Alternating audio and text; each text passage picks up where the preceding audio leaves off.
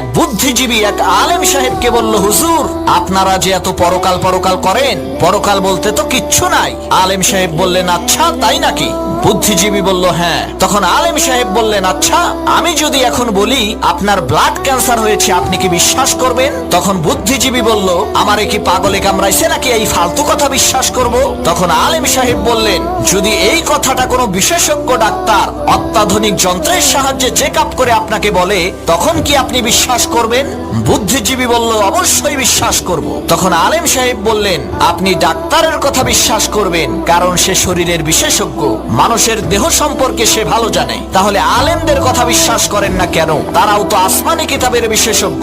কোরআন হাদিসের মাধ্যমে তারা পরীক্ষা করে বলেন যে পরকাল আছে, মৃত্যুর পরে আর একটা জীবন আছে, জান্নাত আছে, জাহান্নাম আছে। তখন বুদ্ধিজীবী তার বুদ্ধি কাটাইয়া বলল, হুজুর আপনি ঠিকই বলছেন, আপনার কথা সত্য, পরকাল আছে।